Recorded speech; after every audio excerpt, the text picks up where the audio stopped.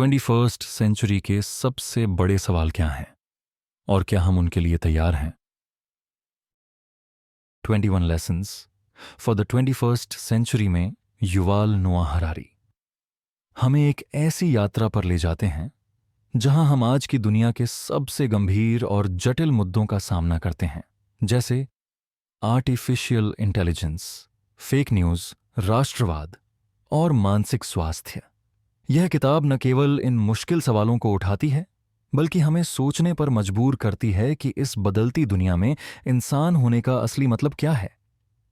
ये किताब उन बड़ी चुनौतियों और मुश्किलों पर बात करती है जो आज के समय में हमें चारों तरफ से घेरे हुए हैं। हरारी साहब कहते हैं कि आज मसला सिर्फ टेक्नोलॉजी या सियासत को समझने का नहीं है, बल्कि ये समझने की कोशिश करने का है कि इस तेजी से बदलती दुनिया में हम इंसानों की जिंदगी का आखिर मतलब क्या रह जाता है। अगर आपके मन में कभी ये सवाल उठते हैं कि आज के इस नए जमाने में जीने के सही तरीके क्या हो सकते हैं, कैसे हम अपने आसपास हो रहे इन बड़े बदलावों को ठीक से समझ पाएं, और सबसे बड़ी बात, कैसे एक सुकून भरी और मतलब की जिंदगी जी पाएं, तो यकीन मानिए ये किताब आपके लिए ही है। तो चलिए एक नए नजरिए के साथ इन नए और उलझे हुए सवालों के जवाब ढूंढने का ये दिलचस्प सफर शुरू करते हैं। Part 1, the technological challenge. पहला अध्याय, disillusionment, the end of liberalism. हम इंसान हमेशा से ही कहानियां बनाते आए हैं और उन्हीं कहानियों का हिस्सा बनकर जीते आए हैं। ये कहानियां सिर्फ मनोरंजन या दिल बहलाने का जरिया नहीं होती, बल्कि ये हमें दुनिया को देखने और समझने का एक ढांचा देती हैं। हरारी कहते हैं कि इंसान असल में एक कहानी सुनाने वाला जानवर है। अगर हमें दुनिया में कोई तर्क या कोई सिलसिला देखना है, तो उसके लिए हमें एक कहानी चाहिए ही होती है। एक जमाना था जब फांसीवाद और साम्यवाद जैसी बड़ी बड़ी विचारधाराएं दुनिया को समझने और चलाने का मॉडल बन गई थीं, पर वो कहानियां वक्त के साथ बिखर गईं। फांसीवाद तो दूसरे विश्व युद्ध के बाद ही खत्म हो गया और साम्यवाद भी 1990 में सोवियत यूनियन के टूटने के साथ ही ढह गया। तब उदारवाद, लिबरलिज्म, जो आजादी और लोकतंत्र का वादा करता था, एक आखिरी बड़ी कहानी के तौर पर बचा रहा। लेकिन आज उदारवाद खुद एक बड़े संकट से गुजर रहा है। हरारी कहते हैं कि जो उदारवाद एक समय पर दुनिया की सबसे ताकतवर कहानी हुआ करती थी, वो अब अपने वजूद के ही संकट का सामना कर रही है। उदारवाद का वादा था आजादी, हर इंसान के अपने अधिकार और बराबरी, लेकिन आज असमानता और राष्ट्रवाद जैसे मुद्दे उसकी नींव को हिला रहे हैं। हरारी का मानना है कि 2008 का जो वैश्विक आर्थिक संकट आया था, वो उदारवाद की कहानी के लिए एक बहुत बड़ा झटका था। जब बड़ी बड़ी बैंकों और कंपनियों को बचाने के लिए सरकारों ने आम लोगों के पैसे का इस्तेमाल किया, तब लोगों का भरोसा लोकतंत्र से उठने लगा। इसके बाद ब्रेक्जिट और ट्रंप जैसे राष्ट्रवादी आंदोलनों ने उदारवादी विचारों को और भी कमजोर कर दिया। उदारवाद के सामने दूसरी बड़ी चुनौती है ग्लोबलाइजेशन। ग्लोबलाइजेशन की वजह से एक छोटा सा तबका तो और भी अमीर और ताकतवर हो गया है, जबकि आम लोगों को अपनी नौकरियों और अपनी पहचान के छिन जाने का डर सता रहा है। हरारी कहते हैं कि उदारवाद का जो मॉडल था, वो औद्योगिक अर्थव्यवस्था के लिए तो ठीक था, लेकिन आज की इस डिजिटल और एआई पर चलने वाली अर्थव्यवस्था के लिए ये कारगर नहीं है। हरारी आगे कहते हैं कि उदारवाद सिर्फ सियासी चुनौतियों का ही सामना नहीं कर रहा, बल्कि टेक्नोलॉजी ने तो उसकी बुनियाद को ही हिलाकर रख दिया है। बायोटेक और इन्फोटेक में जो क्रांति आई है, उसने इंसानी बर्ताव को समझने और उसे काबू में करने के बिल्कुल नए तरीके बना दिए हैं। एक जमाना था जब लोकतंत्र एक सीधे सादे मॉडल पर काम करता था। लोग अपने फायदे और विचारों के हिसाब से वोट देते थे, पर अब एआई और बिग डेटा के एल्गोरिदम लोगों के फैसलों का पहले से अंदाजा लगा सकते हैं और उन्हें प्रभावित भी कर सकते हैं। सोचिए, अगर कोई एल्गोरिदम आपके भविष्य का ठीक ठीक अंदाजा लगा ले, तो क्या आप तब भी आज़ाद कहलाएंगे। अगर कोई कंपनी या सरकार आपके सारे डेटा को कंट्रोल करती है, तो क्या आपकी आज़ादी अब भी वैसी ही है जिसका वादा उदारवाद ने किया था?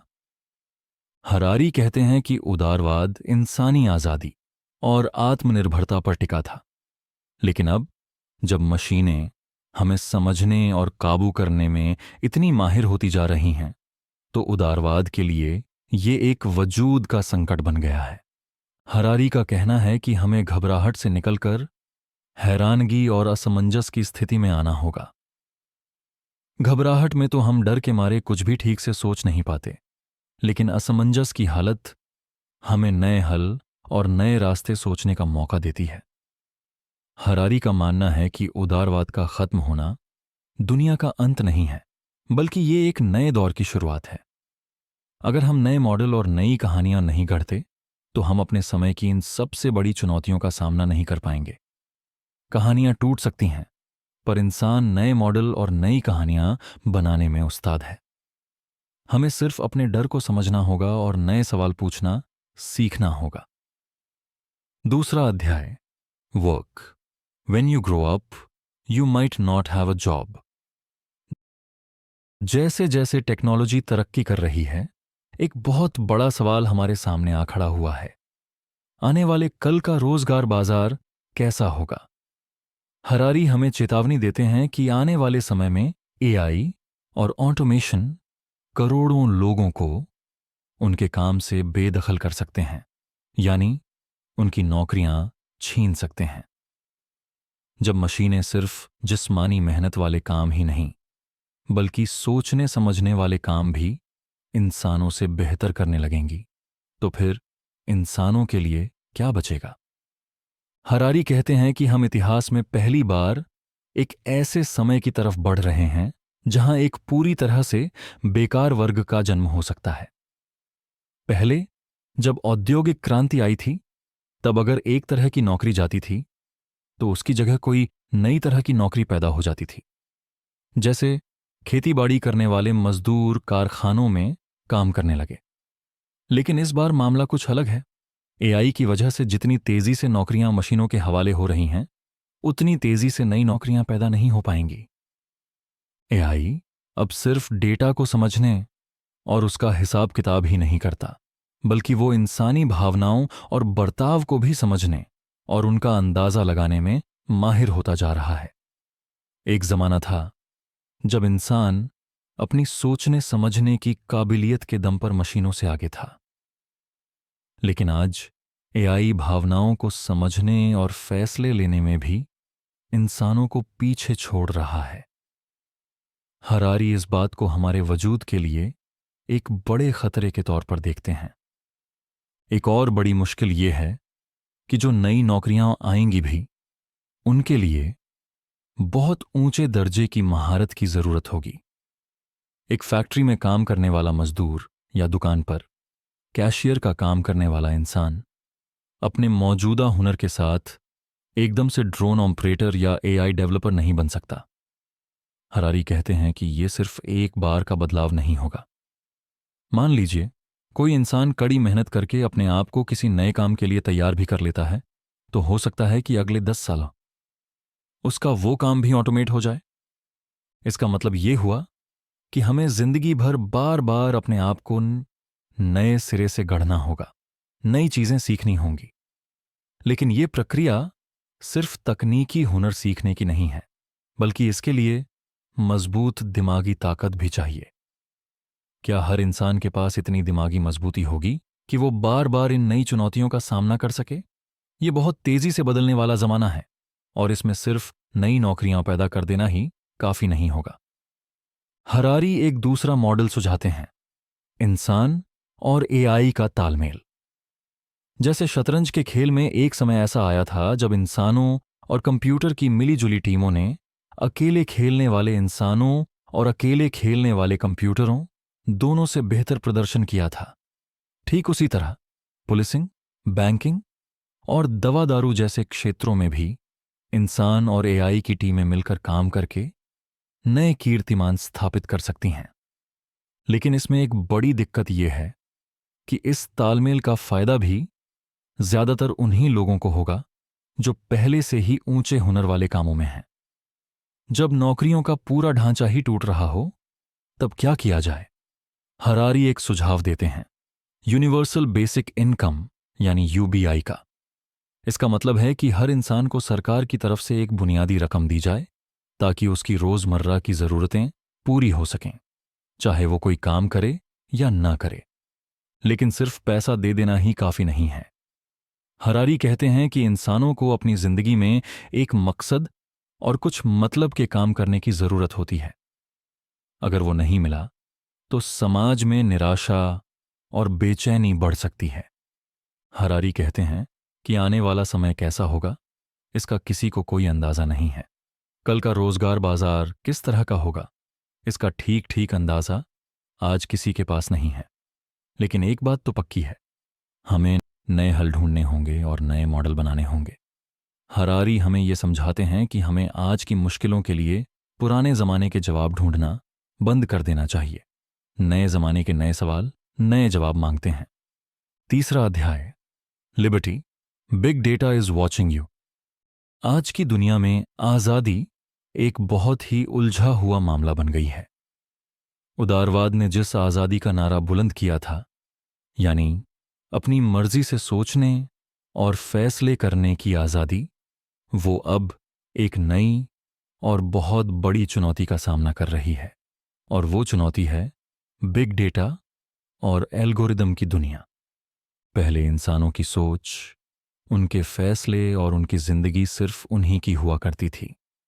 लेकिन अब आपका डेटा, आपके काम, यहां तक कि आपकी सोच को भी पहले से भांपने और उसे अपनी मर्जी के मुताबिक ढालने की ताकत कुछ बड़ी बड़ी कंपनियों और सरकारों के हाथ में आती जा रही है।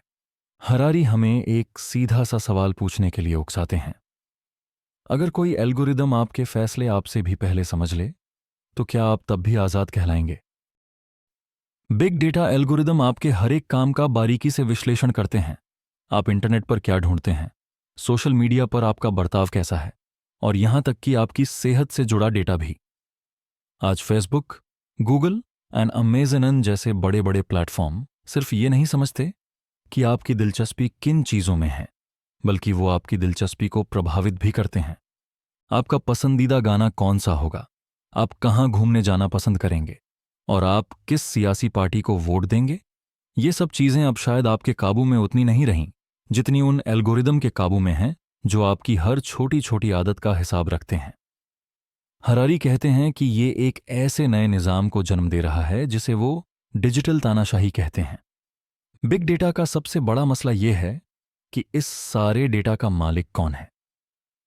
जो भी आपके डेटा का मालिक है, वो ताकत के एक ऐसे नए आयाम तक पहुंच जाता है जिसकी हमने पहले कभी कल्पना भी नहीं की थी। हरारी कहते हैं कि अगर कुछ गिनी चुनी कंपनियां और सरकारें ही पूरी दुनिया के डेटा को अपने काबू में रखती हैं, तो समाज में ऊंच नीच एक नए और पहले कभी न देखे गए स्तर तक पहुंच जाएगी।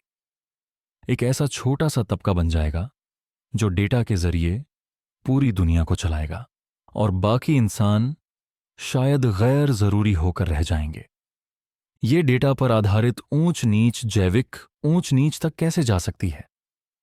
हरारी चेतावनी देते हैं कि बायोटेक के जरिए डेटा का इस्तेमाल सिर्फ पैसे और समाज में ऊंच नीच तक ही सीमित नहीं रहेगा, बल्कि ये जिस्मानी और दिमागी तौर पर बेहतर इंसानों के नए मॉडल भी बना सकता है। हरारी कहते हैं कि निजता का जो विचार उदारवाद का एक बुनियादी सिद्धांत था, वो अब खत्म होने की कगार पर है। आज के एल्गोरिदम आपको आपसे भी बेहतर जानते हैं। वो आपकी पसंद नापसंद का पहले से अंदाजा लगा लेते हैं और उन्हें अपनी मर्जी से बदलते भी हैं।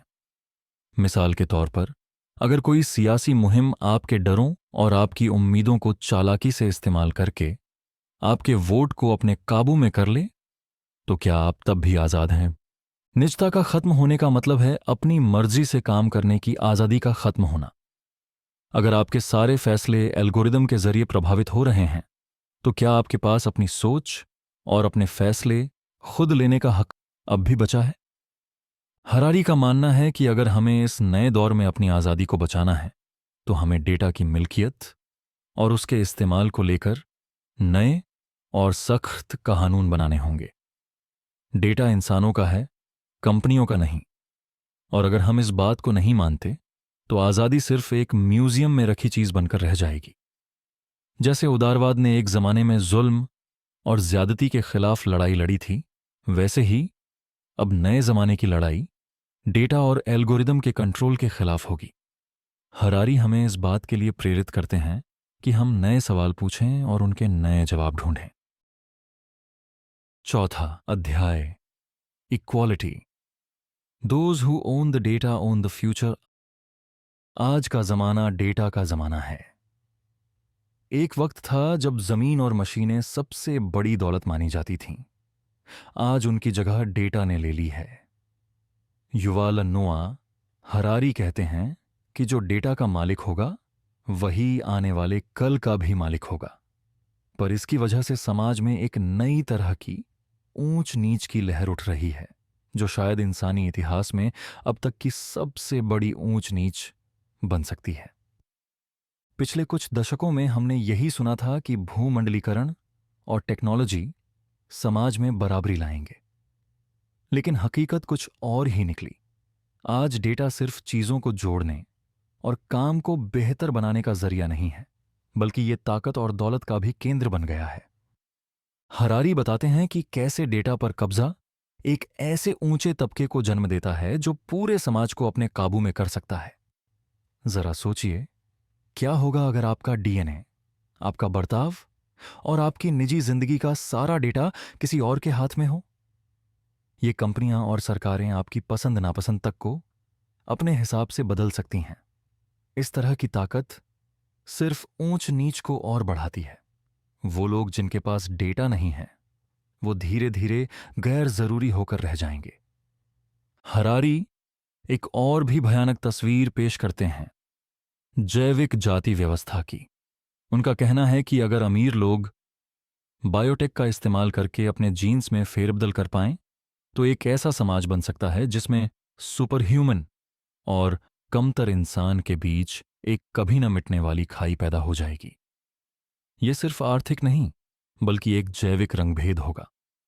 अगर एक डेटा संपन्न ऊंचे तबके के पास ऐसी टेक्नोलॉजी हो जो उम्र, बुद्धिमानी और सेहत को चमत्कारिक ढंग से बेहतर बना सके, तो बाकी लोग उनका मुकाबला कैसे करेंगे? ये डेटा पर आधारित जाति व्यवस्था एक नई तरह की तानाशाही की तरफ ले जा सकती है। हरारी कहते हैं कि ये आज का सबसे बड़ा सवाल है कि डेटा का असली मालिक कौन होगा। अगर डेटा सिर्फ कुछ कंपनियों और सरकारों के ही हाथ में रहा, तो हम एक ऐसे जमाने की तरफ जा रहे हैं जहां इंसानी आजादी और बराबरी दोनों ही खत्म हो जाएंगी। एक रास्ता यह हो सकता है कि डेटा को सबकी भलाई की चीज बनाया जाए, जिसमें हर इंसान की बराबर की हिस्सेदारी हो। लेकिन इस हल की भी अपनी चुनौतियां हैं। डेटा को नियम कायदों में बांधना जमीन या मशीनरी को नियम कायदों में बांधने से कहीं ज्यादा मुश्किल है। डेटा हर जगह है और कहीं भी नहीं। हरारी कहते हैं कि हमें नए कानूनी ढांचे बनाने होंगे जो डेटा की मिल्कियत और उस तक पहुंच को साफ साफ तय करें। हरारी हमें एक कड़ी चेतावनी देते हैं कि अगर हमने डेटा की मिल्कियत के सवाल का जवाब जल्दी नहीं ढूंढा, तो हमारा पूरा सामाजिक और सियासी निजाम ढह सकता है। डेटा का गलत इस्तेमाल सिर्फ हमारी निजता का ही मसला नहीं है, बल्कि ये हमारे वजूद के लिए खतरा है जो उदारवाद और बराबरी के उसूलों को हमेशा के लिए खत्म कर सकता है। Part 2, the political challenge. 5वां अध्याय, कम्युनिटी। Humans have bodies. आज की दुनिया में हम जितना ज्यादा डिजिटल तरीके से एक दूसरे से जुड़े हुए हैं, उतना ही ज्यादा हम अंदर से अकेलापन और कटा हुआ भी महसूस करते हैं। युवाल नोआ हरारी कहते हैं कि हमारी असली चुनौती उन समुदायों को फिर से बनाना है जो कभी हमारी जिंदगी का अटूट हिस्सा हुआ करते थे, लेकिन आज बिखर चुके हैं। और इसका असर सिर्फ हमारी सामाजिक जिंदगी पर ही नहीं, बल्कि हमारे देश और दुनिया की सियासी स्थिरता पर भी पड़ रहा है। आज के ज़माने में फेसबुक और इंस्टाग्राम जैसे प्लेटफॉर्म हमें डिजिटल तौर पर तो जोड़ते हैं, लेकिन क्या ये जुड़ाव सच में कोई गहरा मतलब रखता है? हरारी कहते हैं कि ये डिजिटल प्लेटफॉर्म हमारे आपसी मेलजोल को एक बिकाऊ चीज बना देते हैं। ये आपको दिखाते हैं कि आपके हजारों चाहने वाले हैं, लेकिन असली और गहरे रिश्ते के बिना ये सब सिर्फ एक छलावा है। मार्क जकरबर्ग ने 2017 में एक घोषणा पत्र लिखा था जिसमें उन्होंने कहा था कि फेसबुक का मकसद एक ऐसी दुनिया बनाना है जहां सब लोग एक दूसरे से जुड़े हों। उन्होंने कहा कि लोग अपने पुराने पारंपरिक समूहों जैसे धार्मिक मंडलियां और आस पड़ोस के क्लबों को छोड़ रहे हैं और इससे उनकी जिंदगी में एक खालीपन आ रहा है।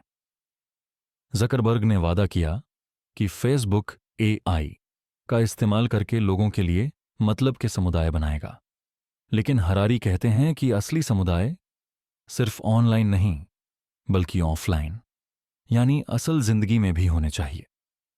हरारी एक बहुत ही बुनियादी बात समझाते हैं।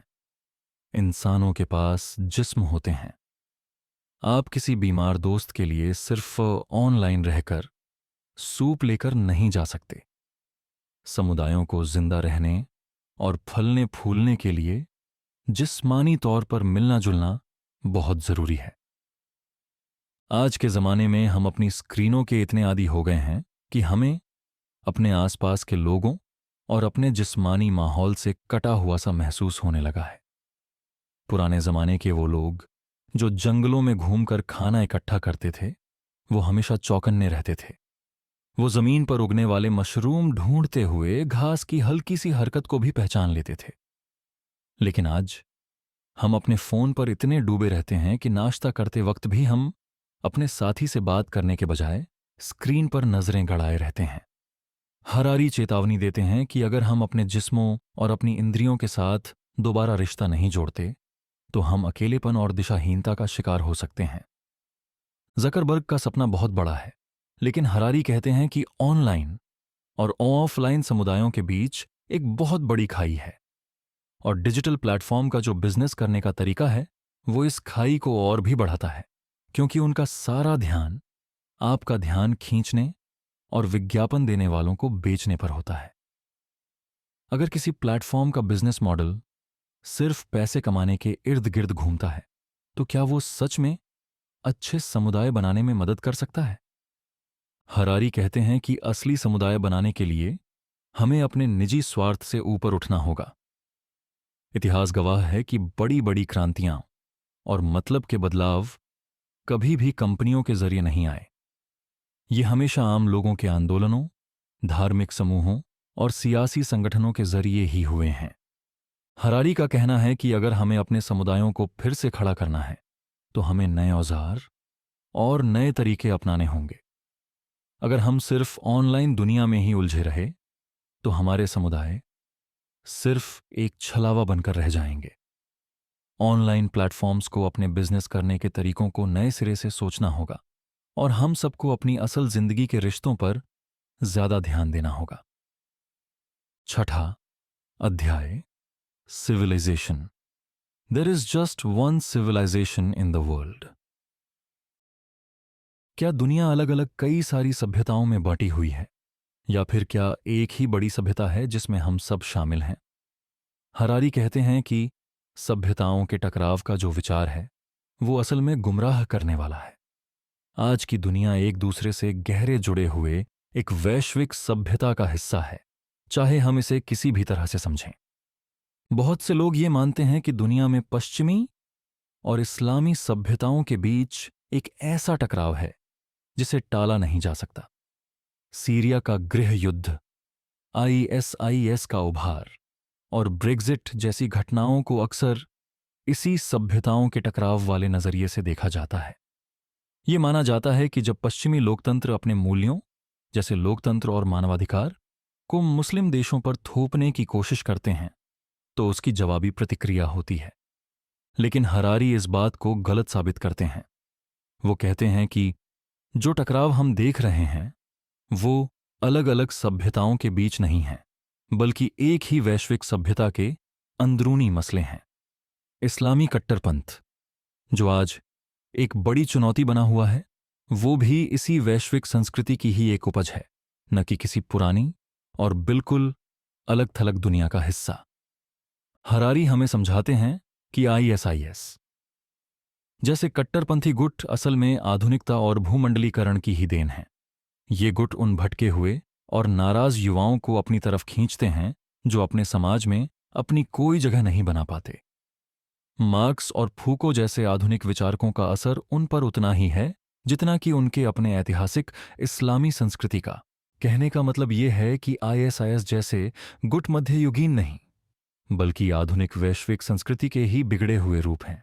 हरारी का सबसे बड़ा तर्क यह है कि पूरी दुनिया एक ही सभ्यता का हिस्सा है। जब उत्तरी कोरिया और ईरान अपने परमाणु कार्यक्रम बनाते हैं तो वो उन्हीं भौतिकी के सिद्धांतों का पालन करते हैं जिनका पालन अमेरिका और इजराइल करते हैं। ये बात दिखाती है कि जब बड़े और अहम मुद्दों जैसे देश चलाना, अर्थव्यवस्था या स्वास्थ्य सेवा की बात आती है तो सबका नजरिया और तरीका एक जैसा होता है। इसका मतलब ये हुआ कि टकराव सभ्यताओं के अलग होने की वजह से नहीं होते, बल्कि एक ही सभ्यता के अंदर के मतभेदों और झगड़ों की वजह से होते हैं। हरारी कहते हैं कि आज की जो बड़ी चुनौतियां हैं, जैसे जलवायु परिवर्तन, एआई से होने वाली उथल पुथल और बायोटेक्नोलॉजी, ये सब वैश्विक स्तर की हैं। इनका हल किसी एक देश या एक सभ्यता के अंदर नहीं ढूंढा जा सकता। लेकिन यही चुनौतियां हमें एक दूसरे पर और भी ज्यादा निर्भर बनाती हैं, एक दूसरे से अलग नहीं करती। अगर हम अपनी पहचान को सिर्फ अपनी स्थानीय और बांटने वाली सभ्यताओं की सीमाओं में ही बांध कर रखेंगे तो हम इन वैश्विक समस्याओं का समाधान कभी नहीं ढूंढ पाएंगे। हरारी हमें इस बात के लिए प्रेरित करते हैं कि हम एक दूसरे से जुड़ी हुई इस दुनिया के हिसाब से अपने झगड़ों और सहयोग के तरीकों को देखें और बदलें। 7वां अध्याय, nationalism, global problems, need global answers.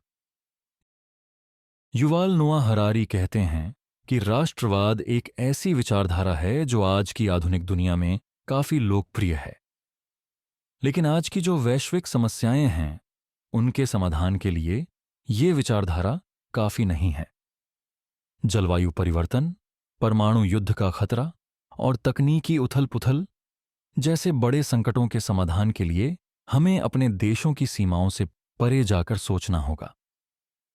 Harari बताते हैं कि राष्ट्रवाद असल में एक आधुनिक सोच है।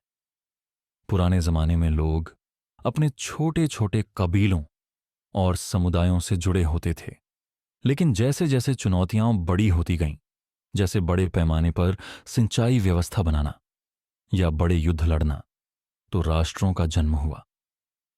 एक राष्ट्र का मुख्य मकसद अपने नागरिकों की सुरक्षा और भलाई को सुनिश्चित करना था। लेकिन आज की दुनिया पहले से बहुत अलग है। अब हमारी चुनौतियां सिर्फ राष्ट्रीय नहीं बल्कि वैश्विक हैं। जैसे जलवायु परिवर्तन एक ऐसा मसला है जो किसी एक देश की कोशिशों से हल नहीं हो सकता। परमाणु युद्ध और तकनीकी उथल पुथल भी हमसे एक सामूहिक वैश्विक प्रतिक्रिया की मांग करते हैं। हरारी कहते हैं कि राष्ट्रवाद आज की समस्याओं का हल नहीं है। एक राष्ट्र ज्यादातर सिर्फ अपने हितों के लिए काम करता है, लेकिन आज हमें पूरी इंसानियत के भले के बारे में सोचने की जरूरत है। अगर एक देश अपने कार्बन उत्सर्जन को कम करता है लेकिन बाकी देश इस पर ध्यान नहीं देते तो जलवायु संकट कभी हल नहीं होगा।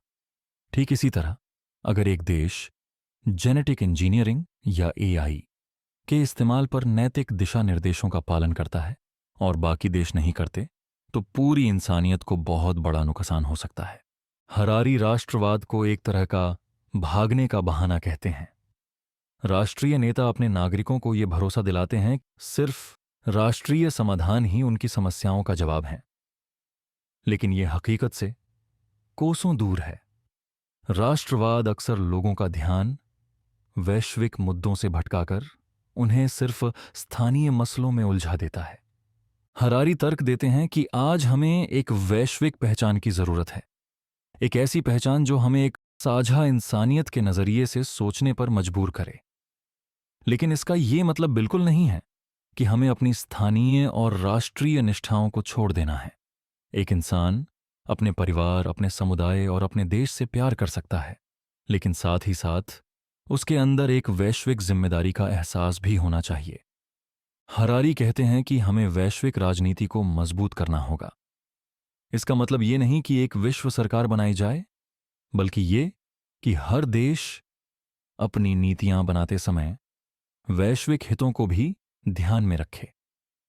ये एक मुश्किल चुनौती होगी, लेकिन ये इंसानियत के बचे रहने के लिए बहुत जरूरी है। 8वां अध्याय, religion, God now serves the nation. धर्म का किरदार हमारे समाज में हमेशा से बहुत अहम रहा है। हरारी इस बात को समझाते हैं कि धर्म पहले तकनीकी, नीतिगत और पहचान से जुड़ी समस्याओं का समाधान दिया करता था, लेकिन आज के जमाने में इसका किरदार बदल गया है। धर्म अब ज्यादातर पहचान से जुड़े मसलों के इर्द गिर्द घूमता है, और कहीं कहीं तो ये आधुनिक राष्ट्रवाद का एक औजार बनकर रह गया है। पुराने जमाने में धर्म तकनीकी समस्याओं का हल देते थे। जैसे प्राचीन किसान धार्मिक रीत रिवाजों से बारिश का अंदाजा लगाते थे, और मंदिरों में कीड़े मकोड़ों से फसल बचाने के लिए प्रार्थनाएं आयोजित की जाती थीं। दवा दारू भी एक समय पर धर्म के ही काबू में थी, लेकिन आधुनिक विज्ञान ने इन क्षेत्रों में धर्म की जगह ले ली है। आज अगर किसी देश में सूखा पड़ता है तो लोग अल्लाह या भगवान से प्रार्थना तो करते हैं, लेकिन साथ ही साथ वो जेनेटिसिस्ट और केमिस्ट के पास कीटनाशक और सूखे को झेल सकने वाली फसलों का समाधान लेने भी जाते हैं। नीतिगत मसलों जैसे ग्लोबल वार्मिंग या आर्थिक योजना के मामलों में धर्म का किरदार अब बहुत सीमित हो गया है। वैज्ञानिक और नीति निर्माता के जो आधुनिक ढांचे हैं, वे इन मामलों में ज्यादा काम के साबित होते हैं। हरारी कहते हैं कि धार्मिक नेता भी कहीं न कहीं आधुनिक वैज्ञानिक सिद्धांतों के तहत ही काम करते हैं। आज के जमाने में वैश्विक समस्याओं के लिए हमें सबूतों पर आधारित नीति निर्माण चाहिए, जो पुराने धार्मिक ग्रंथ हमें नहीं दे सकते। धर्म लोगों की पहचान बनाते हैं, उन्हें किसी कबीले या समूह का हिस्सा महसूस कराते हैं, लेकिन हरारी चेतावनी देते हैं कि ये ताकत फायदेमंद होने के बजाय नुकसानदेह भी हो सकती है। आज के जमाने में ज्यादातर धर्म राष्ट्रवाद का ही समर्थन करते नजर आते हैं। ईरान में शिया मौलवी, इजराइल में रब्बी और रूस में ऑर्थोडॉक्स पादरी अपने अपने देशों के हितों को बढ़ावा देते हैं, और इस प्रक्रिया में वे वैश्विक सहयोग को नजरअंदाज कर देते हैं। हरारी एक और अहम बात समझाते हैं कि धर्म अब राष्ट्रवाद का एक औजार बन गया है। उत्तरी कोरिया की जूचे विचारधारा इसका एक जीता जागता उदाहरण है, जहां किम इल सुंग के परिवार को भगवान का दर्जा दिया गया है। वैश्विक समस्याओं जैसे परमाणु युद्ध या जलवायु परिवर्तन के समाधान के लिए हमें अपनी स्थानीय पहचानों से ऊपर उठना होगा। हरारी कहते हैं कि धर्मों में इंसानियत के लिए सकारात्मक समाधान देने की क्षमता है, लेकिन आज उनका ज्यादा इस्तेमाल बांटवारा और टकराव पैदा करने में हो रहा है। अगर हम धर्म को एक वैश्विक नजरिए के साथ जोड़ सकें तो शायद ये एक सकारात्मक शक्ति बन सकता है, लेकिन इसके लिए धार्मिक नेताओं को अपने कबीलाई पूर्वाग्रहों को छोड़ना होगा और सार्वभौमिक मूल्यों को अपनाना होगा। 9वां अध्याय, immigration, some cultures might be better than others. Yuval Noah Harari कहते हैं कि आप्रवासन का मसला सिर्फ लोगों के एक जगह से दूसरी जगह जाने का नहीं है, बल्कि ये पहचान और संस्कृति के टकरावों का भी मसला है। जब लोग एक देश से दूसरे देश में जाते हैं तो ये सिर्फ एक जिस्मानी हरकत नहीं होती, बल्कि ये मूल्यों और परंपराओं का भी एक दूसरे से मिलना और टकराना होता है। इस टकराव की चुनौतियों को समझना हम सबके लिए बहुत जरूरी है। हरारी कहते हैं कि आप्रवासन को एक सौदे के तौर पर देखा जा सकता है, जिसकी 3 शर्तें होती हैं। पहली शर्त, मेजबान देश आप्रवासियों को अपने यहां आने और रहने की इजाजत दे। दूसरी शर्त, अप्रवासी मेजबान देश के मुख्य नियमों, कायदों और मूल्यों को अपनाएं, भले ही इसके लिए उन्हें अपनी कुछ पारंपरिक रीतियों को छोड़ना पड़े। तीसरी शर्त, अगर अप्रवासी काफी हद तक मेजबान देश में घुल मिल जाते हैं तो उन्हें समय के साथ बराबर के और पूरे नागरिक का दर्जा दिया जाए। लेकिन मुश्किल ये है कि अक्सर दोनों ही तरफ से ये सौदा पूरी तरह निभाया नहीं जाता। मेजबान देश अप्रवासियों को पूरी तरह अपनाने में हिचकिचाते हैं और अप्रवासी भी अपनी जगह बनाने के लिए मेजबान देश की संस्कृति और नियमों को अपनाने में संघर्ष करते हैं। एक और बड़ा सवाल ये उठता है कि क्या सारी संस्कृतियां बराबर होती हैं? हरारी सांस्कृतिक सापेक्षवाद के विचार को चुनौती देते हैं। वो कहते हैं कि हर संस्कृति का अपना महत्व होता है, लेकिन जब असल जिंदगी की स्थितियों की बात आती है तो कुछ संस्कृतियां दूसरों के मुकाबले बेहतर काम करती हैं। मिसाल के तौर पर जर्मनी की अप्रवासी अनुकूल संस्कृति सऊदी अरब के सख्त नियमों वाली संस्कृति के मुकाबले ज्यादा समावेशी है। अगर एक सीरियाई शरणार्थी को जर्मनी और सऊदी अरब के बीच चुनना हो तो वो शायद जर्मनी को ही चुनेगा, सिर्फ पैसे या नज़दीकी की वजह से नहीं, बल्कि वहां के खुलेपन और सबको साथ लेकर चलने की भावना की वजह से। घुलने मिलने की प्रक्रिया एक बहुत ही पेचीदा चीज है जो सिर्फ अप्रवासियों की ही जिम्मेदारी नहीं है। मेजबान देशों को भी एक ऐसा माहौल देना होता है जहां बाहर से आए लोग आसानी से रम सकें, लेकिन जमीनी हकीकत अक्सर अलग होती है। अप्रवासियों को अक्सर संस्थागत भेदभाव का सामना करना पड़ता है जो उनकी तरक्की के रास्ते में रुकावट डालता है। इससे मेजबान और अप्रवासी समुदायों के बीच एक ऐसा दुष्चक्र बन जाता है जो टूटता नहीं। हरारी कहते हैं कि अप्रवासन की बहसों को चीख पुकार का अखाड़ा बनाने के बजाय हमें एक संतुलित नजरिया अपनाना होगा। सांस्कृतिक भिन्नताओं को संभालते हुए घुलने मिलने और सबको साथ लेकर चलने के बीच एक सही तालमेल बनाना होगा। यह सिर्फ सियासी निजामों की ही नहीं, बल्कि हम सबकी सामूहिक जिम्मेदारी है। Part 3, despair and hope. 10वां अध्याय, terrorism, don't panic. Noah Harari इस विषय को एक बिल्कुल अलग नजरिए से समझाते हैं। उनका कहना है कि आतंकवाद का असली असर जिस्मानी कम और दिमागी ज्यादा होता है। आतंकवादियों का असली हथियार हमारी कल्पना है, और अगर हम अपने दिमागों को उनके असर से बचा पाएं तो आतंकवाद का प्रभाव काफी हद तक कम हो जाएगा। हरारी कहते हैं कि आतंकवादी दुनिया के सबसे कमजोर लोगों में से होते हैं। उनके पास न तो बड़ी बड़ी फौजें होती हैं, न ही आधुनिक हथियार। फिर भी ये अपने छोटे मोटे हमलों से पूरी दुनिया में डर फैला देते हैं। मिसाल के तौर पर एक साल में आतंकवाद से पूरी दुनिया में लगभग 25,000 लोग मारे जाते हैं, जबकि डायबिटीज और शुगर से 33 लाख लोग और प्रदूषण से 70 लाख लोग हर साल मरते हैं। लेकिन फिर भी हम शुगर से ज्यादा आतंकवाद से डरते हैं। क्यों? क्योंकि आतंकवाद एक नाटक है, एक ऐसी घटना जिसे बढ़ा चढ़ाकर पेश किया जाता है और मीडिया उसे और हवा देता है। ये हमारी कल्पना पर काबू पा लेता है और हमें ऐसा लगने लगता है कि हर कोने में कोई न कोई आतंकवादी छिपा बैठा है। एक और बात जिस पर हरारी जोर देते हैं वो है सरकारों की जरूरत से ज्यादा प्रतिक्रिया। आतंकवादी एक छोटा मोटा हमला करते हैं और सरकारें उसके जवाब में बड़े बड़े और व्यापक अभियान चलाती हैं। हरारी इसे सुरक्षा का नाटक कहते हैं। ये जवाबी कार्रवाइयां अक्सर आतंकवादियों के मकसद को ही पूरा करती हैं, क्योंकि उनसे और ज्यादा तबाही और सियासी अस्थिरता फैलती है। आतंकवाद का असरदार तरीके से मुकाबला करने के लिए हरारी 3 कदम सुझाते हैं। गुप्त कार्रवाइयां, सरकारों को मीडिया से दूर, चुपचाप और असरदार तरीके से आतंकवादी नेटवर्कों को तोड़ना चाहिए। दिखावे की कोई जरूरत नहीं है। संतुलित मीडिया कवरेज, मीडिया को अपनी रिपोर्टिंग में सनसनी फैलाने से बचना चाहिए। आतंकवादी हमलों को लेकर जरूरत से ज्यादा जुनून बेवजह लोगों के डर को और बढ़ाता है। जनता की कल्पना शक्ति को पुनः प्राप्त करना। हरारी कहते हैं कि आतंकवादियों की असली ताकत हमारी कल्पना है। अगर हम अपनी कल्पना को काबू में रखें और हमलों पर सोच समझकर और संतुलित प्रतिक्रिया दें, तो आतंकवाद अपने आप ही नाकाम हो जाएगा। आज का आतंकवाद एक दिमागी खेल है, लेकिन भविष्य में परमाणु, साइबर या जैव आतंकवाद एक असली और वजूद को मिटाने वाला खतरा बन सकते हैं।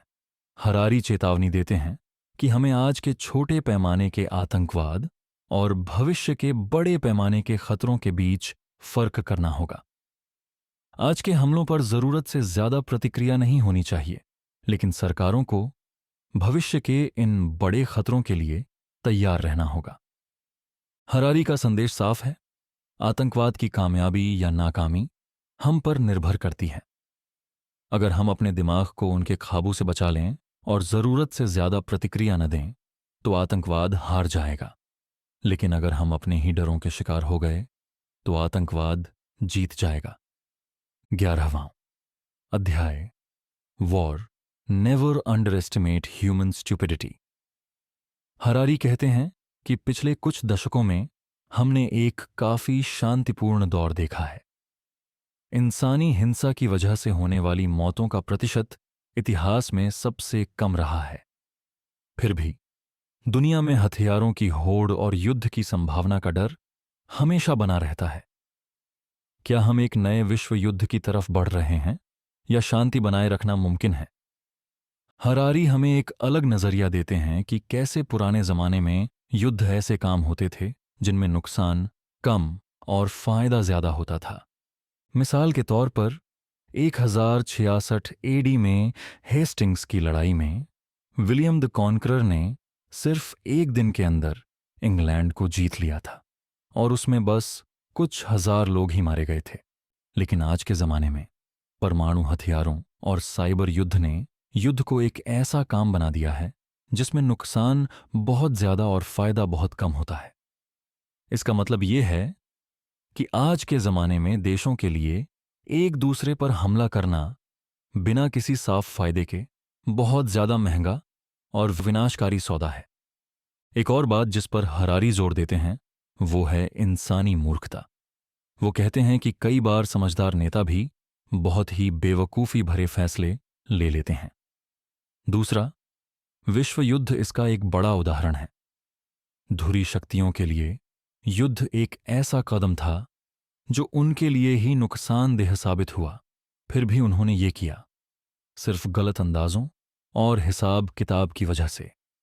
हरारी कहते हैं कि इंसानी समझदारी कोई शतरंज के खेल जैसी नहीं चलती। नेता सोचते हैं कि उनका हर कदम बहुत सोच समझकर उठाया गया है, लेकिन दुनिया शतरंज की बिसात से कहीं ज्यादा उलझी हुई और अप्रत्याशित है। अच्छे अच्छे प्लान भी बड़ी बड़ी आपदाओं में बदल जाते हैं।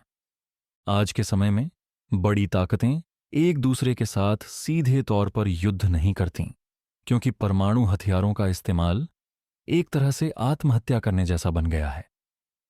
शीत युद्ध के बाद जो शांतिपूर्ण नतीजे आए वो दिखाते हैं कि जब इंसान सही फैसले लेते हैं तो बड़ी ताकतों के बीच के टकरावों को भी शांति से सुलझाया जा सकता है।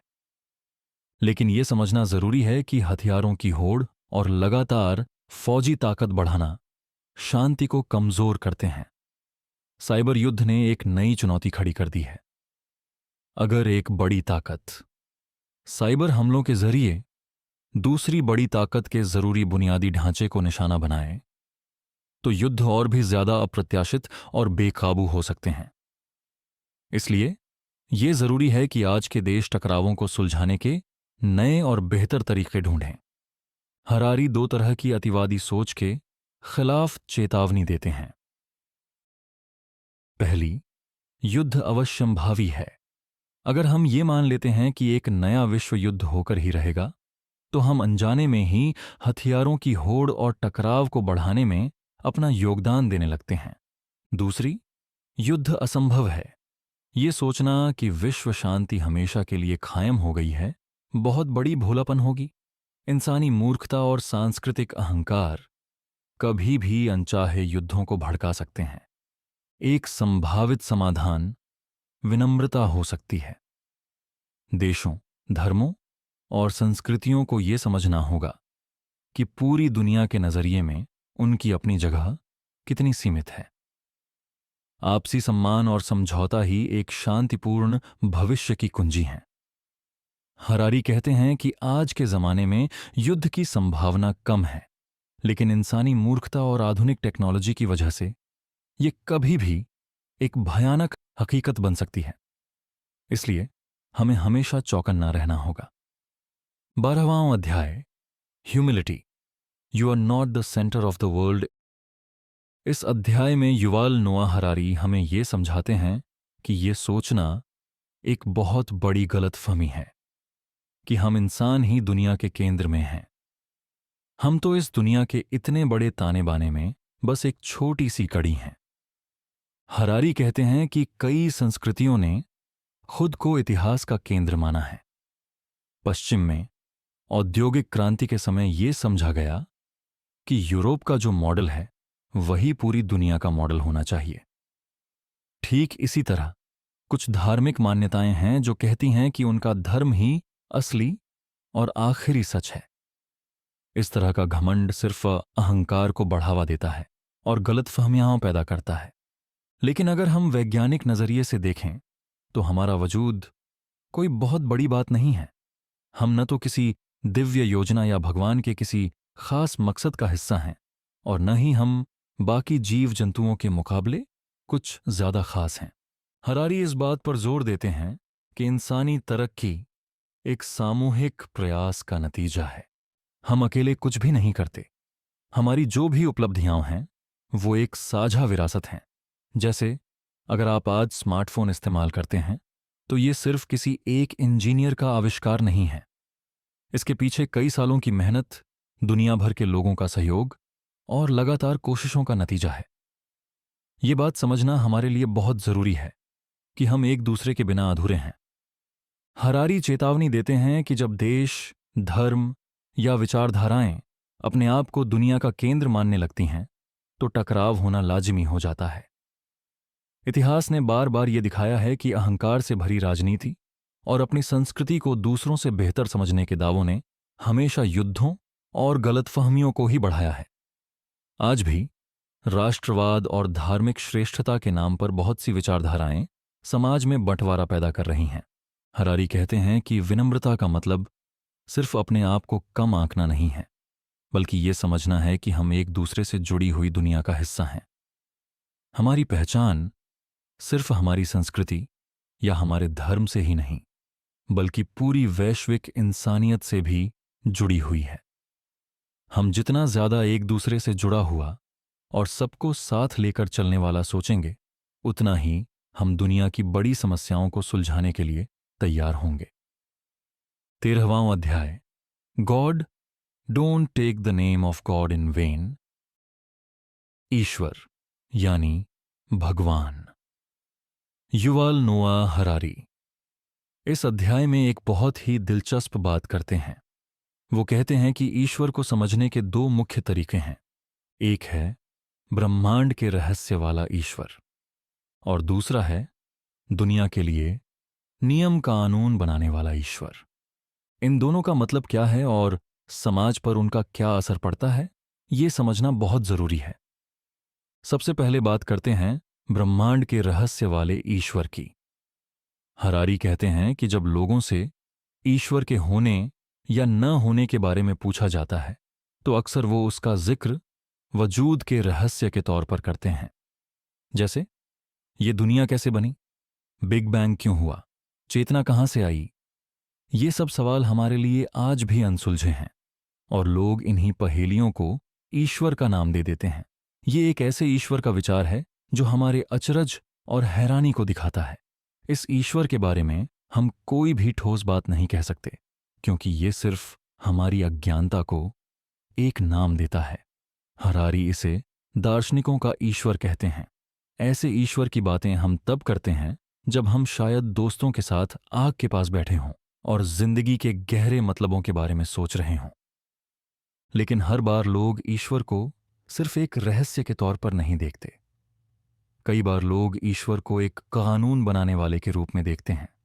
एक ऐसा ईश्वर जो फैशन, खाना पीना और यहां तक कि सेक्स जैसे दुनियावी मामलों में भी दिलचस्पी रखता है। ये एक ऐसे ईश्वर का विचार है जो सख्त नियम बनाता है, जैसे किस तरह के कपड़े पहनने चाहिए, किस तरह का खाना जायज है और किससे प्यार करना सही है। इसी दुनियावी कानून बनाने वाले ईश्वर का इस्तेमाल लोग अपने सियासी और सामाजिक मकसदों के लिए करते हैं। हरारी कहते हैं कि ये वही ईश्वर है जो धर्मयुद्धों, जिहाद और डायन बताकर औरतों को मारने जैसी घटनाओं का आधार बना। इसी ईश्वर के नाम पर लोग एक दूसरे को बांटते हैं, नफरत फैलाते हैं और कभी-कभी तो हिंसा को भी सही ठहराते हैं। हरारी ये मुद्दा उठाते हैं कि लोग अक्सर इन दोनों तरह के ईश्वर के विचारों को आपस में मिला देते हैं। वो ब्रह्मांड के रहस्य वाले ईश्वर का नाम लेकर अपने निजी पूर्वाग्रहों को सही ठहराने की कोशिश करते हैं। जैसे वो कहते हैं कि विज्ञान अभी तक बिग बैंग को पूरी तरह समझा नहीं पाया, इसलिए जरूर ईश्वर ने ही सब कुछ बनाया होगा। और फिर उसी ईश्वर का इस्तेमाल करके वो कपड़ों के नियम और सामाजिक रीतियां लोगों पर थोपने लगते हैं। ये तो विरोधाभास है। अगर ब्रह्मांड का ईश्वर इतना रहस्यमयी और विशाल है, तो उसे इंसानी कपड़ों या रिश्तों में भला क्यों दिलचस्पी होगी? हरारी कहते हैं कि ईश्वर जितना ज्यादा रहस्यमयी होगा, उतनी ही कम संभावना है कि उसे इंसानी नैतिकता और छोटी मोटी रीतियों में कोई दिलचस्पी होगी। बाइबल के 10 आदेशों में एक नियम है, ईश्वर का नाम व्यर्थ में न लो। हरारी कहते हैं कि इसका गहरा मतलब यह है कि ईश्वर के नाम का गलत इस्तेमाल मत करो। अपने सियासी मंसूबों, अपनी निजी दुश्मनी या जमीन के झगड़ों को सही ठहराने के लिए ईश्वर का नाम मत घसीटो। आज की दुनिया में अगर हम सिर्फ इस एक सीधे सादे नियम को ही मान लें, तो शायद दुनिया के बहुत से टकराव और त्रासदियां अपने आप खत्म हो जाएं। हरारी यह सुझाव देते हैं कि अगर आप किसी चीज के लिए लड़ना चाहते हैं, तो उसका कारण भगवान को न बताएं। अपने लक्ष्यों के लिए दूसरे सही और तार्किक कारण ढूंढें।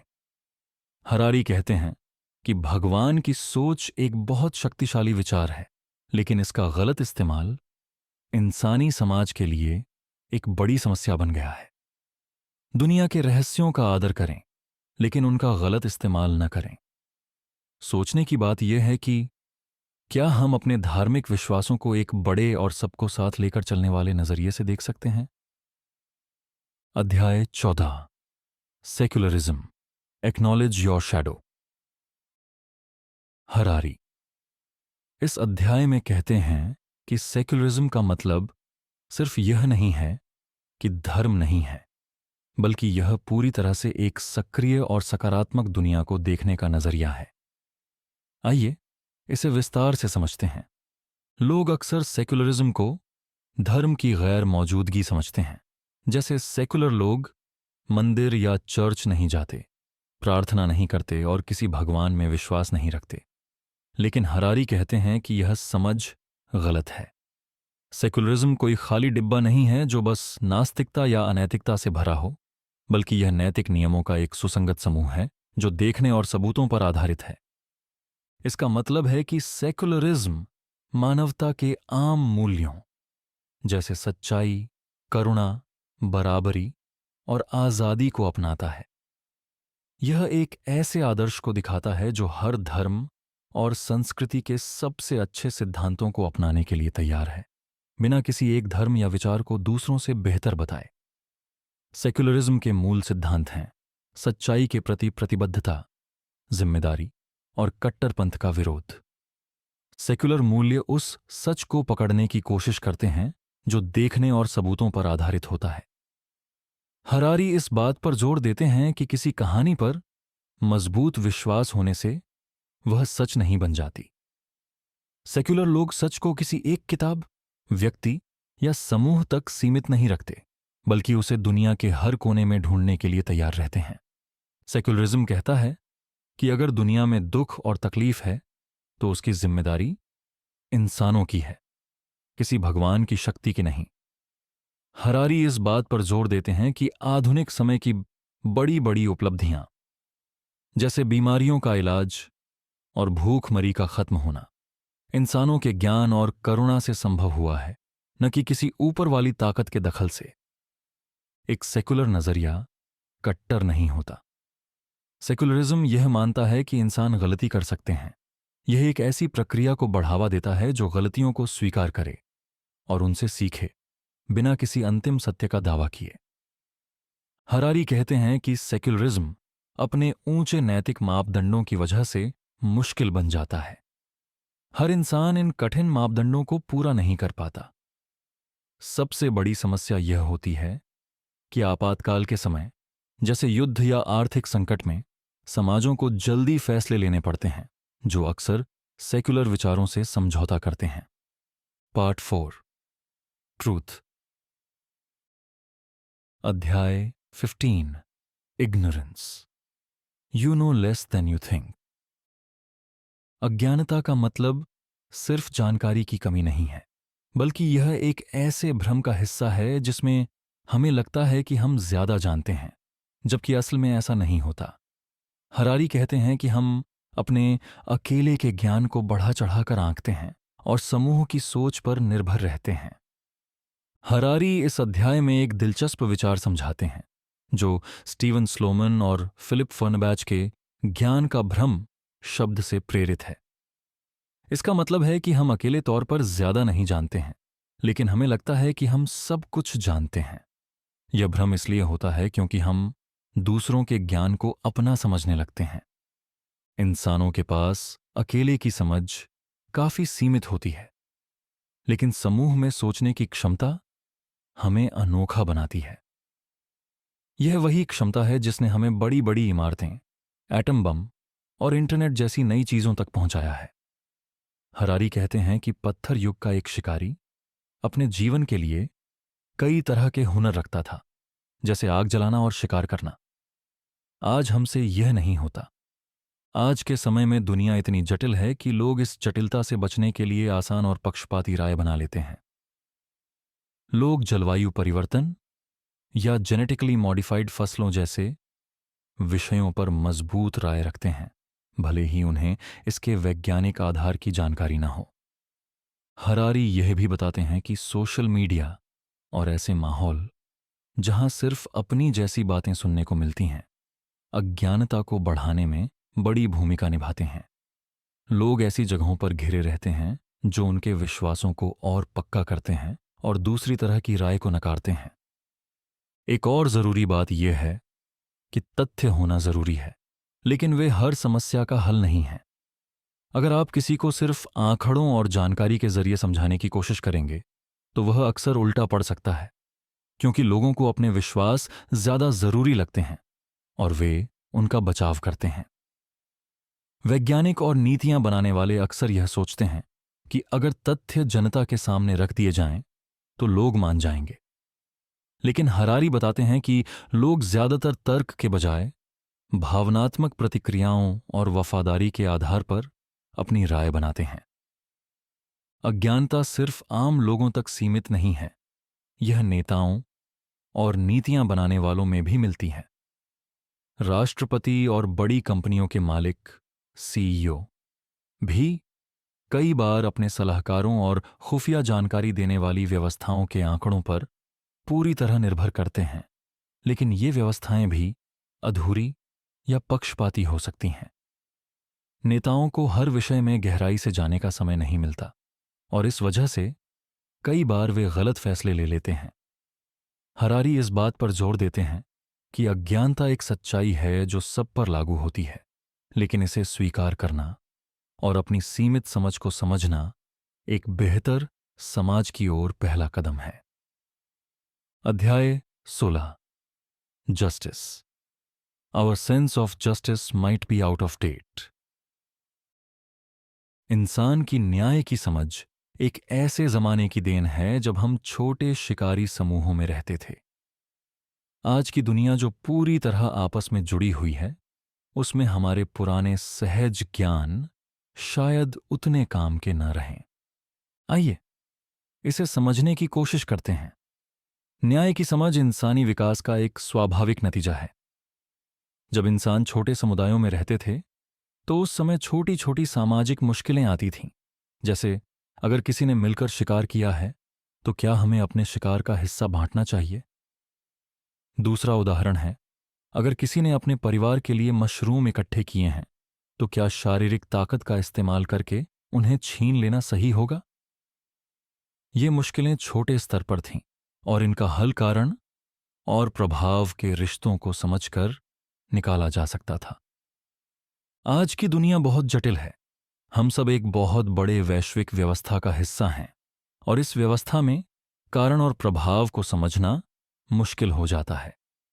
हरारी कहते हैं कि अगर आप अपने घर में चैन से बैठे हैं और आप किसी को सीधे तौर पर नुकसान नहीं पहुंचा रहे हैं, तब भी आपकी जीवन शैली किसी और के शोषण का हिस्सा बन सकती है।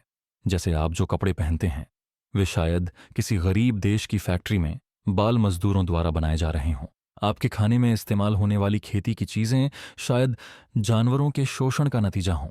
यह उलझा हुआ जाल हमें अपराध बोध और उलझन में छोड़ देता है। न्याय सिर्फ नैतिक मूल्यों का मुद्दा नहीं है, यह कारण और जवाबदेही को समझने की एक तकनीकी चुनौती भी है। एक आम उपभोक्ता को नहीं पता होता कि उसका पेंशन का पैसा किस गलत तानाशाह को सहारा दे रहा है या किस पर्यावरण को नुकसान पहुंचाने वाले काम में लगा है। यह समस्या व्यवस्था के डिजाइन का हिस्सा है जिसमें जानकारी जानबूझकर छिपाई जाती है। न्याय की एक परिभाषा देना जो सब पर लागू हो मुश्किल है, क्योंकि शिकारी समूहों के समय में मुद्दे स्थानीय और सीधे होते थे। हरारी का कहना है कि अगर हमें आज के जमाने के दुनिया भर के न्याय की समस्याओं को हल करना है तो हमें अपनी न्याय की पुरानी समझ को विकसित करना होगा। न्याय आज के समय में एक दार्शनिक और व्यावहारिक सवाल है जो संख्याओं, व्यवस्थाओं और आपस में जुड़े जाजुटे जालों के बीच फंसा हुआ है। इंसानियत को अपने नैतिक ढांचों का फिर से मूल्यांकन करना होगा और यह समझना होगा कि एक आपस में जुड़ी दुनिया में न्याय कैसे पाया जा सकता है। चैप्टर 17 पोस्ट ट्रूथ, सम fake news lasts forever. Harari कहते हैं कि हम एक ऐसे युग में जी रहे हैं जहां सच का महत्व कम हो गया है, लेकिन असल में यह नया नहीं है। होमो सेपियंस, आधुनिक मानव, हमेशा से ही एक ऐसी प्रजाति रही है जो कल्पनाओं और कहानियों के माध्यम से अपने समाज को बनाती और संभालती आई है। यहां पोस्ट ट्रुथ का मतलब है वह समझ जिसमें सच और झूठ की सीमा धुंधली पड़ जाए और लोग तथ्यों की जगह भावनाओं और कहानियों पर भरोसा करने लगें। हरारी हमें याद दिलाते हैं कि झूठी खबरों का चलन आज के जमाने की कोई नई बात नहीं है। पुराने समय से ही खुद को सही साबित करने वाली कहानियों ने इंसानों की समझ को एक साथ बांधने में मदद की है। प्राचीन काल में देवताओं, चमत्कारों की कहानियों और धार्मिक सिद्धांतों ने इंसानों के सामूहिक जीवन को आकार दिया। राष्ट्रवादी विचारधाराएं जैसे कि पवित्र राष्ट्र या चुने हुए लोग ने कई बार इतिहास को तोड़ मरोड़ कर पेश किया है। ये कल्पनाएं लोगों को एक आम ढांचा देती हैं जिसमें वे मिलजुल कर काम करते हैं, लेकिन इसके साथ साथ ये सच्चाई के साथ छेड़छाड़ भी करती हैं। आज के डिजिटल जमाने में झूठी खबरें और ज्यादा ताकतवर और फैली हुई बन चुकी हैं। सोशल मीडिया प्लेटफॉर्म खास लोगों तक पहुंचाए जाने वाले प्रचार अभियान और UNNT तकनीक का इस्तेमाल करके गलत जानकारी को और बढ़ाया जा रहा है। झूठी खबर आज के जमाने में बिजली की रफ्तार से फैलती है। एक ट्वीट, एक वायरल वीडियो या एक बदली हुई तस्वीर पूरी दुनिया में भ्रम और गुस्सा पैदा कर सकती है। नेता और राजनीतिक संस्थाएं झूठी खबरों को एक हथियार के रूप में इस्तेमाल करते हैं ताकि वे अपने मतलब पूरे कर सकें। हरारी धर्म और राष्ट्रीय विचारधाराओं को झूठी खबरों के एक रूप के तौर पर दिखाते हैं। हरारी कहते हैं कि एक कहानी जो हजारों साल तक चलती है वह लोगों के लिए एक सच्चाई बन जाती है, भले ही उसका कोई वैज्ञानिक आधार न हो। हरारी यह नहीं कहते कि धर्म बहुत से लोगों के लिए आरामदायक और फायदेमंद नहीं है। लेकिन वह इसे कल्पना के एक असरदार रूप में देखते हैं। हरारी कहते हैं कि हर राष्ट्र अपने एक राष्ट्रीय मिथक पर टिका होता है, जैसे कि हिटलर और गोइबल्स का प्रचार या सोवियत यूनियन की बदली हुई तस्वीरें। ये सब इतिहास के साथ छेड़छाड़ करते हैं, लेकिन एक शक्तिशाली कहानी भी बनाते हैं। झूठी खबरों की नींव समय के साथ बढ़ती गई है। जैसे 1931 में जापान ने चीन के खिलाफ अपने हमले को सही ठहराने के लिए एक नकली देश मंचुकुओ बनाया। आज के ज़माने में एल्गोरिदम, कंप्यूटर प्रोग्राम और आर्टिफिशियल इंटेलिजेंस के इस्तेमाल से गलत जानकारी को बहुत सटीक तरीके से फैलाया जाता है, जिससे सच और झूठ के बीच का फर्क समझना और भी मुश्किल हो जाता है। हरारी इस बात पर जोर देते हैं कि अगर इंसानियत को एक सार्थक और सच्चाई पर आधारित समझ बनानी है, तो हमें अपनी कहानियों और गलत जानकारी के असर को समझना होगा और उनका समाधान ढूंढना होगा। कल्पनाएं शक्तिशाली होती हैं, लेकिन उनका गलत इस्तेमाल इंसानी समाज के लिए खतरा बन सकता है। अध्याय 18, science fiction. The future is not what you see in the movies.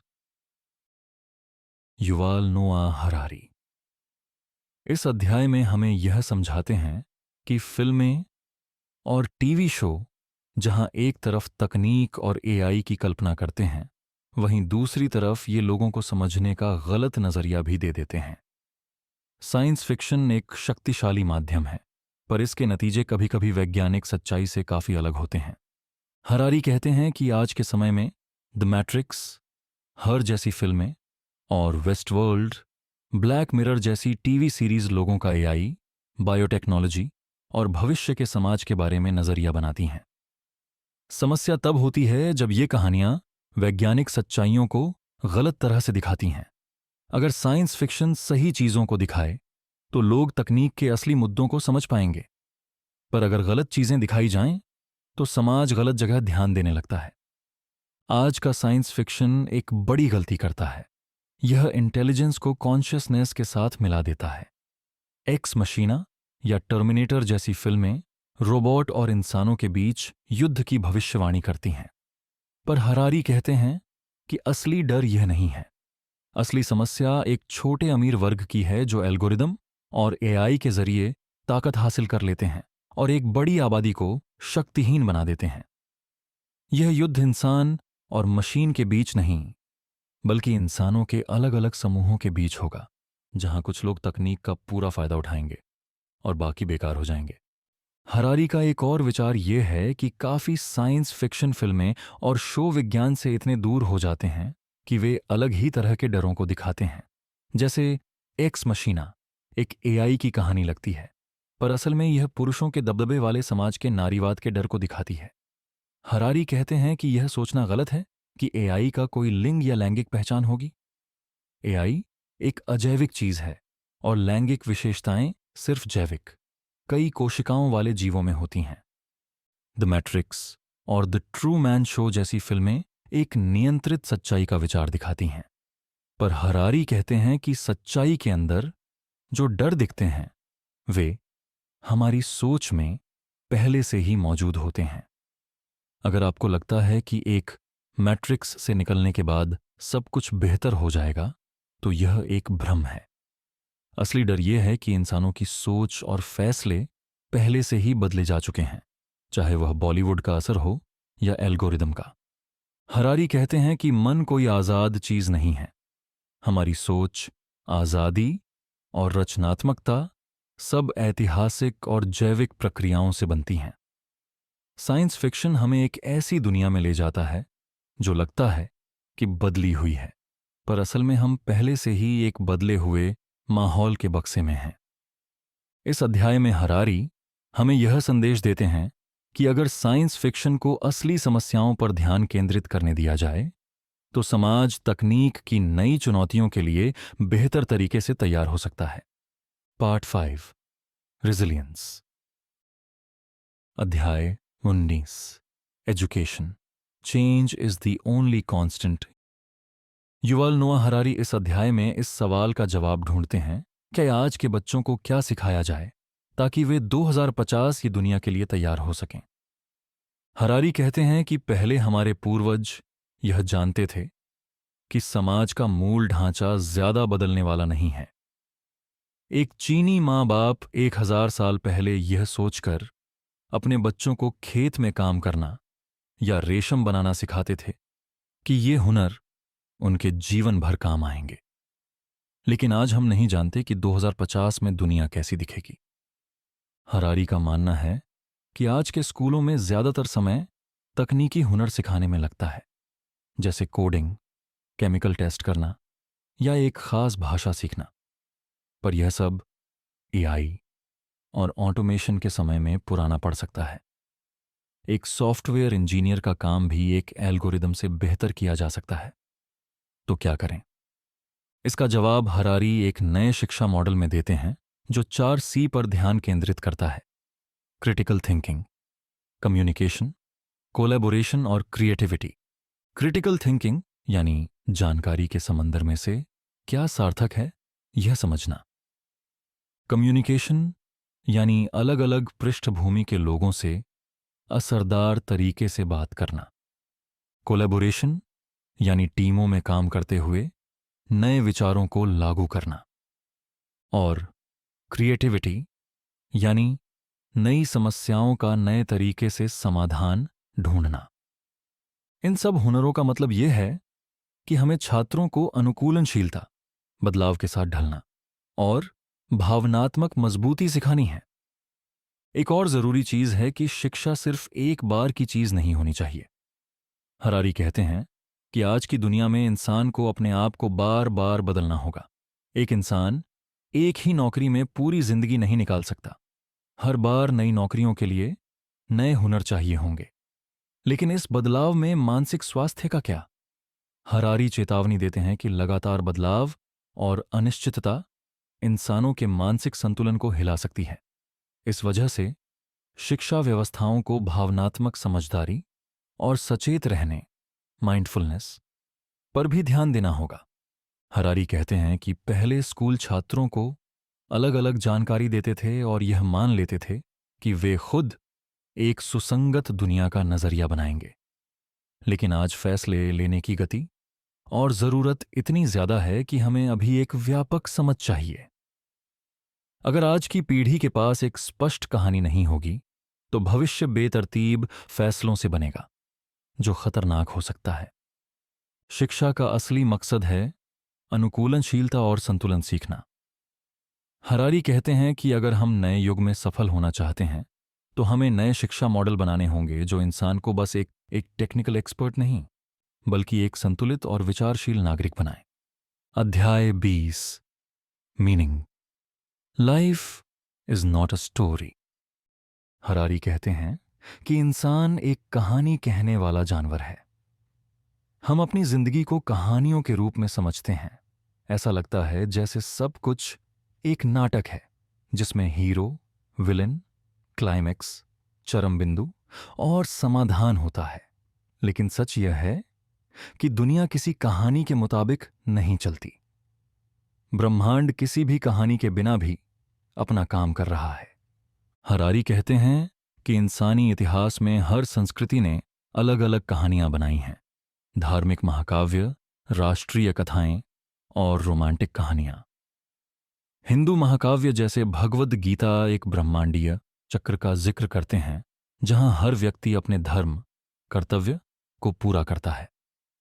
ये कहानियां लोगों को एक मकसद और शांति देती हैं, पर यह सिर्फ इंसानों के मन की रचना है। सिम्बा के जीवन चक्र से लेकर आधुनिक सेल्फ हेल्प किताबों तक हर कहानी का एक मुख्य विचार होता है: तुम्हारी एक भूमिका है। ये कहानियां लोगों को एक पहचान देती हैं और उनके कामों को सही ठहराती हैं। लेकिन हरारी समझाते हैं कि अगर कहानी गलत हो तो लोग एक भ्रम के अंदर जीते हैं। हरारी का एक बहुत ही महत्वपूर्ण विचार यह है कि अर्थ इंसान द्वारा बनाई गई चीज है। इसका मतलब है कि अर्थ किसी कहानी, धर्म या भगवान के आदेश में नहीं है। यह आपके भावनाओं, कामों और निजी पसंद से आता है। उदारवाद, लिबरलिज्म का मानना है कि आप खुद अपनी जिंदगी का अर्थ तय करते हैं, कोई बाहरी ताकत नहीं। एक दिलचस्प तुलना यह है कि एक सुपरमार्केट में जितनी भी कहानियां हमें दिखाई जाती हैं, बाइबल, वेद, कुरान, गीता, रोमांटिक उपन्यास, सब एक तैयार उत्पाद की तरह हैं। हरारी कहते हैं कि असली अर्थ तब आता है जब आप खुद अपनी पसंद और कामों के जरिए अपना रास्ता बनाते हैं। एक और लोकप्रिय कहानी है रोमांटिक प्यार की। जब लोग प्यार में होते हैं तो वे अपनी जिंदगी का सारा अर्थ एक इंसान में ढूंढने लगते हैं। रोमांटिक कवि और बॉलीवुड फिल्में इसी विचार का जश्न मनाती हैं कि एक सोलमेट आपकी जिंदगी का हर सवाल हल कर देगा। हरारी कहते हैं कि यह भी एक भ्रम है। प्यार एक शक्तिशाली भावना है, पर यह दुनिया के स्तर पर कोई सार्वभौमिक सत्य नहीं है। उदारवाद एक नए नजरिए से इस बात को देखता है। आपको अपनी पसंद और रचनात्मकता के जरिए अपनी जिंदगी का अर्थ बनाना है।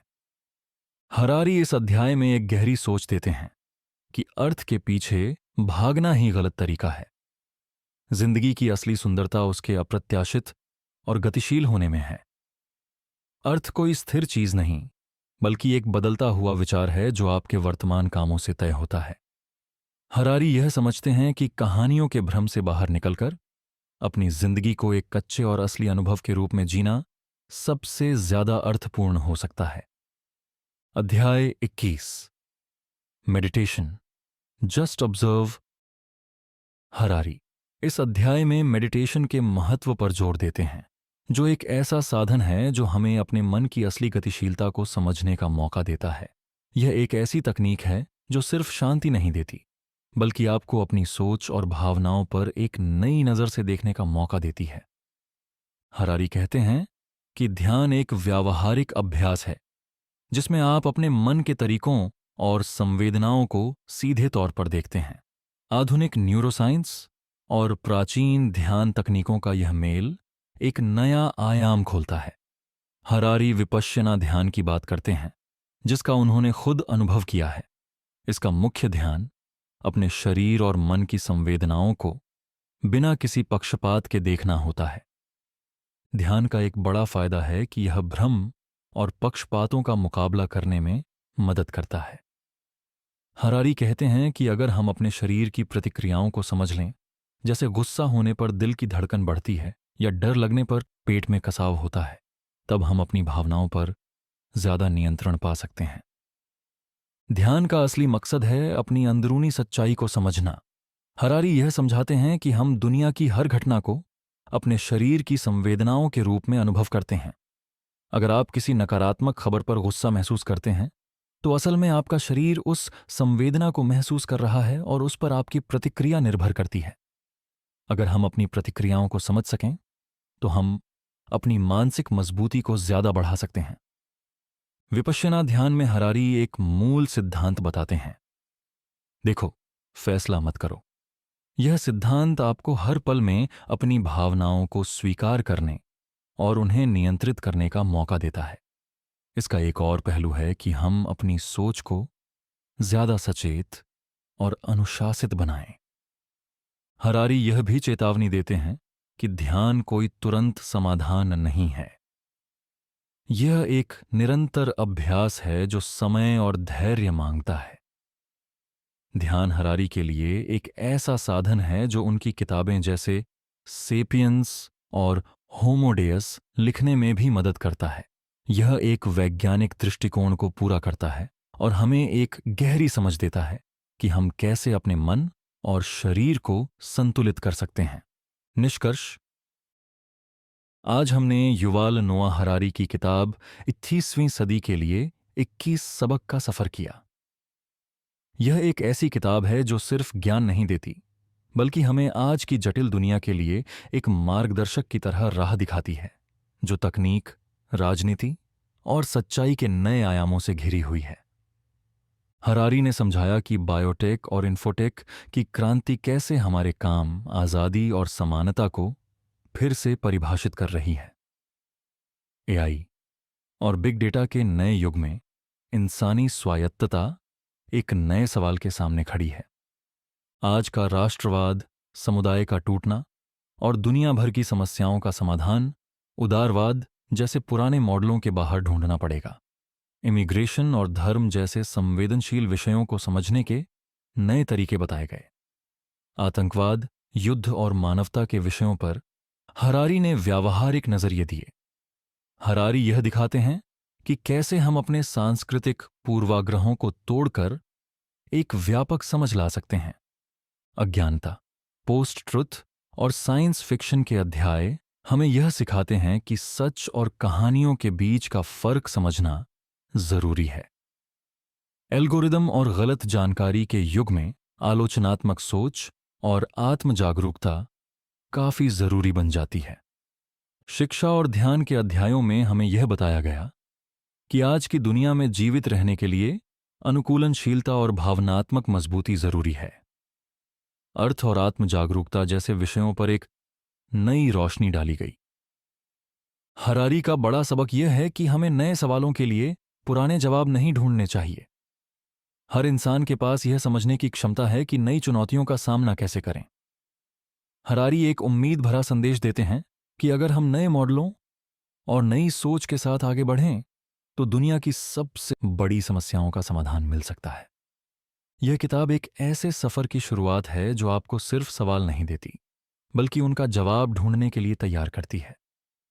दुनिया एक बदलती हुई व्यवस्था है और हमें उसके साथ विकसित होना होगा। आज के लिए बस इतना ही।